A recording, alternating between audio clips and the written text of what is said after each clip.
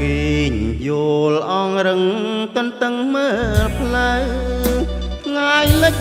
ផុតទៅអាសូរស្រីពៅនៅតែរងចាំចានរាំងមាត់ទឹកនឹកអមបនដាំរលកទន្លេក៏ក្រំទួញយំឲ្យទ្រាំនឹងកម្មវាសនាចង់ជួបជានិច្ចរាល់ថ្ងៃលិចទៅចង់ជួបណាស់បើលំឥឡូវនៅតែប្រាថ្នាខំថ្មិញតឹងទ្រូងដួងចិត្តខ្លោចសាសង្គ្រាមនៃចិត្តគ្រួសារប្រហាស្នេហ៍យើងក្នុងភ្លើងគ្មានសា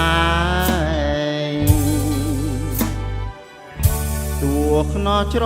វាំងដាំងបងយ៉ាងណាតែចិត្តស្នេហានៅតែស្រវាហងជួបគ្មានក្រែងស្លាប់ត្រូវក្របចងឲ្យអងចំបែងគ្មានខ្លាចទេដាវលំពេងតាំងតែងជាថ្មីជួបគ្នាណាបើជួបរាល់ថ្ងៃលិចឲ្យភ្លេចមិនដេចបានទូកតូចកលយានធ្លាប់ចែវកំសាន្តចិត្តពេលយប់ជ្រៅបើបងជាគ្រុឌរត់ឆក់អីលើបំបាំងកាយបងនឹងបើ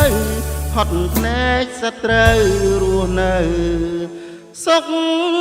សា